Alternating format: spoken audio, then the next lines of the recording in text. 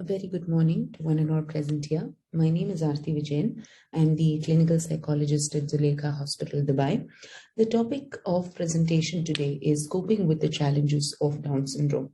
Down syndrome, as we have heard and it's been repeated a lot of times, is a chromosomal disorder wherein the individual has an extra chromosome on the 21st pair of chromosomes, and it's just a mild anomaly because of which there are quite a few cognitive and behavioral changes that the individual has to face from birth to death.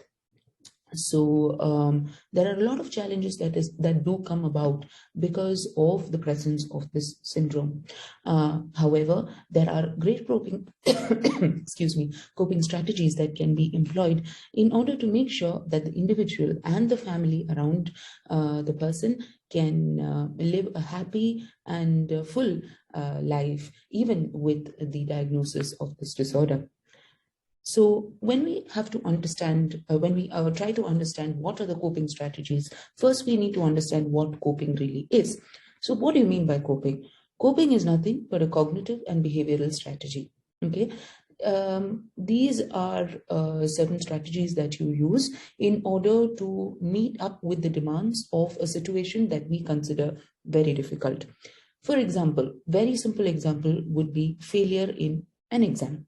When you fail in an exam, there are two ways in which you can cope with this. One is cognitively, that is your perception of that failure. It could be that everyone fails at some point of time or the other. It's just an exam. We can always take extra steps to make sure that we complete the exam, we take, we study further, try to understand where we failed before, and then move forward. This is the way in which you think, but the actual action of studying, the actual action of making sure where we have gone wrong and trying to find ways in which we can do it better the next time, that is behavioral. So there are two ways. That is, one is your perception of the failure in itself, and the second is trying to take up activities to make sure that the failure does not occur again. Now, long-term life changes, that is, examples would be, as we know, will be the presence of a diagnosis or even death for that matter. It is something that is very long-lasting. The individual will have to go through that change for a very long period of time. When such changes come into play, what is seen is that the cognitive way of coping with it, that is, changing your perception, seems to be much more effective than behavioral changes alone. Of course, we have to change the way in which we conduct ourselves because of the presence of that situation, but changing your perspective would definitely be the best way to deal with it. The same with Down syndrome. Understanding that this is an issue or this is a phenomenon that would be existing throughout the individual's life, and then making changes based on that would definitely be the best way to deal with it and also accept and live the life that you always wanted to. Now, an individual who may be diagnosed with Down syndrome have a lot of challenges, of course. These challenges are intellectual in nature, physical in nature, and there are also psychological changes. So what are these challenges that they face? Let us look at each one and see how we can cope with each of these challenges that are faced by individuals with Down syndrome. Now, the first one is intellectual changes. It is seen that individuals who have been diagnosed have mild to moderate levels of intellectual disabilities. Now, this is the first thing that people always tend to look at when a diagnosis has been made. Is my child going to be someone who's not able to conduct themselves? Will they need support for their entire life? Of course, there are the level of intellectual difficulties definitely will vary from person to person. Apart from the fact that the diagnosis has been made, there are other factors which will involve in understanding if the person, to what level the intellectual disabilities are there. However, 97% of times what we see is that the intellectual disabilities are mild to moderate. What this means is that from normal development, from a child who is developing normally, it is about 2 steps below. That is about it. They are a little slower, delayed milestone development, they are a little slower than children who develop at a normal, normal being a relative term, level. If they find it a little difficult to reach those milestones. However, with extra training and time dedicated to these children, they give tremendous response. So though they do have intellectual disabilities, they can be well trained to come to the mainstream, mainstream activities, normal schooling, even certain types of vocation where they are able to use the intellect that they have. All they need is just a little bit of push and a little bit of extra training. Delayed milestone development. So this includes all milestones, that is motor, that the age at which they start walking, sitting, the age at which their neck becomes proper. All these developments tend to be a step or two slower than children who have not been given this diagnosis. Short attention span, they're not able to attend to a particular thing for a long period of time. They tend to get distracted very easily. Impulsive behavior, the reason why impulsive behavior comes into picture is because they find it difficult to maintain their attention span, and they do things, they're very curious, so they tend to do things, they don't understand if a particular activity may be appropriate or inappropriate. So the attention span and intellectual difficulties play a role in impulsive behavior. So that can be corrected with excuse me, additional training and therapy. So this training is not done just at the therapy center or by the therapist. It is something, it's an ongoing process that starts from the center and continues at home, with the major chunk happening at home. That is why therapists always refer to parents as secondary therapists, because they're the ones who are going to be with the child for the longest time, and these strategies are taught to them so that they can be trained at home. Slow learning, because of the intellectual difficulties that they have, the rate at which they are able to learn things will be a little slow. That is what is seen in most children with Down syndrome. However, that does not mean they cannot grasp concepts or that children who are not, who don't have the disorder can. They will be able to, just that they require a little bit of extra training and support from parents and teachers. Delayed language and speech development. Now, research has shown that it is expressive language, that is the ability to talk and the ability to express themselves with language, that is the problem. However, they are very, very good with non-verbal communication and social activities and socialization skills. So the language is mostly, the speech development aspect is mostly in terms of expressive, not receptive. They are able to understand you, they'll be able to understand instructions that you give them, but they themselves taking the initiative to reciprocate, that may take time, because of course they have physical incapabilities also. The tongue is a little thicker than usual, because of which words don't roll around with the same ease as it does for other children. So the language and speech development in terms of expressive language may be quite delayed for children with Down syndrome. Physical challenges. Now, what are the physical challenges that they come about with? Of course, one of these are the very common physical challenges that they come about with, that is higher rate of infections. They have low immunity, because of which they have higher rate of infections. Heart defects are very common, about 47% reporting heart defects.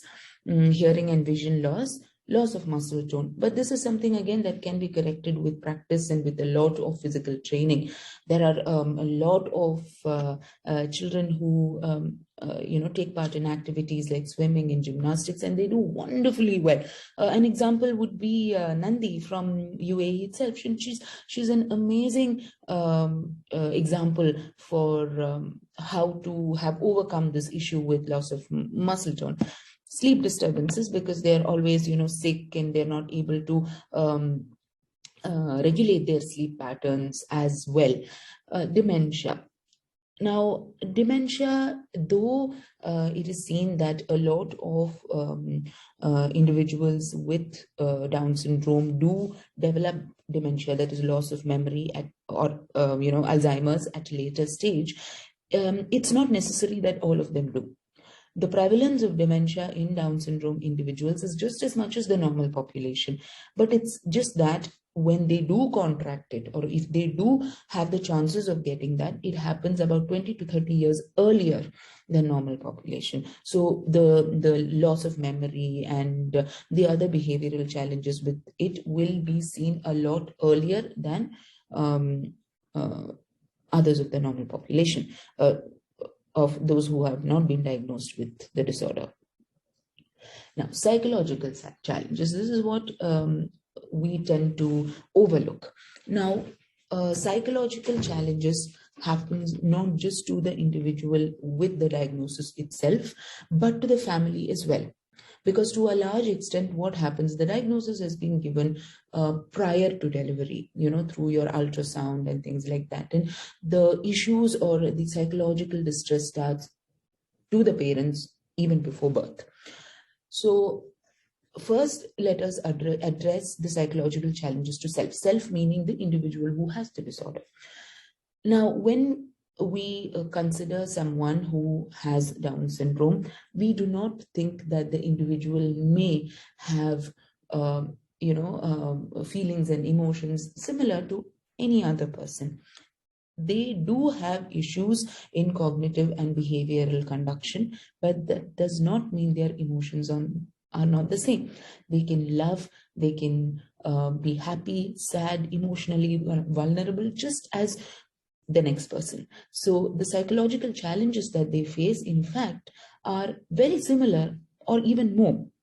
So the first one would be reduced self-esteem. So the thing is, when an individual with Down syndrome has very clear physical characteristics of the disorder, that is, the mongoloid features, or the smaller ears, the flat tongue, it's very easy to identify an individual who may have the disorder. So this tends to be an issue for them, because they tend to be bullied or tend to be in a situation where their appearance itself is penalized, and their abilities or their cognitive aspects are not given as much importance. You look at them and you assume that there are a lot of issues that they may be going through. Of course they are, but the way in which we tend to reciprocate towards them is that with a little sympathy more than empathy, because of which they tend to have reduced self-esteem. They feel that they're not good enough. They feel they're not able to move up just as much as the others can. So the self-esteem that they have is reduced. Increased levels of anxiety. Of course, when you are in a in a group where people are doing better than you, people are moving forward, and you seem to be a little stuck at the a little behind, there is always a tension of anxiety. It's always a tension of performance anxiety, mostly because people are looking towards seeing you not achieve a particular thing, or they're rooting for you. Even when they're rooting for you, there is the sense of anxiety. Will I be able to perform to their expectations? We as individuals of the who don't have the disorder itself feel this. I am feeling that anxiety of performance at the moment. So you can imagine someone who has had difficulties throughout, and there are a lot of expectations and a lot of hopes pinned onto this individual. Depression. As I said, there are a lot of challenges that they face. Okay, it's just something that they may have accepted, but there is always a sense of comparison at some point of time. Even if the people around them do not do it, you yourself do that. We are our own worst critics, and it's nothing different for these individuals. They themselves have an idea of what they can do, what they can't do, and when they compare themselves to someone else, they realize that they're not able to do it as well. So this can lead to feelings of depression and obsessive compulsive disorders. Obsessive compulsive disorders come when you know that you are able to function when certain things are put in certain ways, or there are certain strategies that you need to use to make sure that your functioning is optimal. If it moves from there, things tend to go, downhill for you. So when the individual becomes extremely obsessed with, doing these things in that particular manner, not changing from routine, and they can't think of another way in which they can do it, because of which they follow this in a very obsessive manner, making it difficult for themselves as well as for the people tending to them or those around them. So these are few of the psychological challenges that they face. Now, family. As I said, the diagnosis is usually given prior to the birth of the individual, especially when there is no history in the family. And the first reaction would be that of shock. That is, how is that, I have this issue, or how is that my baby is going to be facing this problem? Then there is denial. That is, it's probably a false positive. We don't have, they are not willing to accept the fact that this is probably what is going to be happening, or what is going to come about in the years to follow. There is, of course, sadness, because the parents feel that this is something, it's a long-term change that they have in their lives, where the child who is born will need a lot of support from them. Whatever said and done, they will need that extra support. They will need that push from behind for the longest time possible. And then fear of the future, fear of the unknown. We don't know how the child or the individual may function without them in future. What needs to be done to make sure that the child has a safe, secure, and happy future? These are few of the psychological challenges that the family faces. It is unavoidable. You have to indeed go through these challenges. You have to go through each to understand and accept finally that this is what the situation is. Now, how do you cope? Just like how, in terms of adversity, there is something that is called hope. That is how we cling on to cope. Okay. So what is that we need to do? The first is to play to the strengths. Now, I have been talking about challenges in and out. Must be thinking the only issue is that, they have a lot of challenges. While they do have challenges, just like, me and you, they have strengths as well. So what can be done to cope with these challenges is that we need to play to the strengths of the individual. That is, one, individuals with Down syndrome, they have good social skills. They have social skills just as well as individuals without a diagnosis. They have good social skills. They're able to interact well with others. They're able to play, interactively with other children. They can hold conversations. This is something that can be played to their strengths. This can be trained better to make sure that they have a very happy environment to be brought up in. Then another challenge that is very common is the muscle tone. That is, they have issues with their muscle. This can be made better through exercise and therapy. Physiotherapy can make the muscle tone better to make sure that the individual can walk and talk and function as normally, as close to normal levels of functioning. Good visual integration skills. There are a lot of studies that show that children with Down syndrome are able to visually analyze and understand things better than auditory. So when you're training, even if it is to write or read, if the stimuli is given in a visual format where they're able to look at the content that is given and do so in a visual manner, they'll be able to retain it better. So using visual modes to make sure that the individual is able to integrate better. Self-help skills can be trained. Now, though, we do look at, the visual integration skills, like, we look at, I'm extremely sorry, at self-help skills as something that takes time. It is something that can be trained.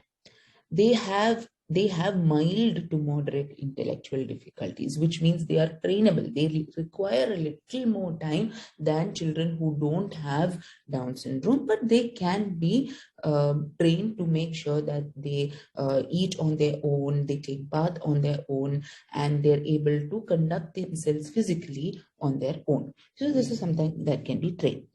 Receptive speech is much better than expressive speech. As I said earlier, they will be able to understand what is being told to them. So using visual methods to make instructions very understandable is something that can be done to make sure they're able to conduct themselves physically in an appropriate manner. Expressive speech, that is using of language to communicate, can be made better with speech therapy and other modes of therapies like that. They have good empathetic skills. They are generally people who understand issues that other people face as well, because they themselves are going through an issue. So use that skills to make sure they are, able to voice out their opinions, voice out their feelings, and also help others in the process. So understanding what their strengths are will definitely help you as a parent also to cope with this, because you will be able to notice the positive changes. Very often what happens is that we focus on the challenges, just like how I did in the beginning, to look at what needs to be done to make sure. We always tend to look at what the obstructions are, so that when we identify them, we can find strategies to avoid them. That is extremely necessary, but equal importance has to be given to the strengths, because only then we will be able to understand what reciprocation they are giving as children. Understanding their strengths will help us analyze where they exactly fit as well. Now, positive reappraisal to the rescue. Positive reappraisal is what I mean. What I mean by positive reappraisal is the way in which we tend to look at even small things as in a very positive manner. Try to in very simple terms, try to put a positive spin on everything. Now, focus on the small achievements. Look at the small things that they're able to achieve. They're able to train themselves. They're able to take care of themselves, eat on their own, dress on their own, voice out their opinions. Academics and all that put aside, focus on the small things that they are able to put out into the world. Focus on the joyful aspects of being a parent. Whether your child has Down syndrome or not, this is something that as a parent we tend to forget. We don't look at the things that are bringing us joy. We always tend to look around for things that is causing an issue and then work on that. We tend to forget, and we tend to analyze those things that actually bring us happiness. Focus on those joyful aspects, the love that they're giving you, the sort of empathy that they feel towards you and the others. Try to look at how fulfilling those aspects are. Acceptance. Now, this is something that takes a little time for us to understand and accept the fact that, this is something that we have to live with. This is something that our children have to live with. This always takes a little time, but once we reach that conclusion, there is nothing like it. And if we have to do that, we have to focus on the first two steps. That is to achieve, focus on the small achievements, and second, to focus on the joyous aspects. Once this is done, that acceptance will come on its own. Then fail strategies have to be looked at as learning experiences. Now, as I said, we have certain strategies in which we tend to cope with. If that does not work, rather than lamenting on why this did not work, what is that? Is this also something my child can't do? Look at ways in which that can be done in another way. Look at it as an experience, as a learning experience of understanding what does not need to be done. So that is a way in which we could cope with this entire situation. Now, the extra chromosome only makes them that much extra special. That is, the children with or individuals with Down syndrome, they are just like you and me. It's just that they have certain difficulties in understanding certain aspects of life. And just with a little push, just with a little support that we all can provide, they will be able to achieve a lot more than what we expect of them. So thank you so much for hearing me out. And if there's any questions, please feel free to ask. Thank you.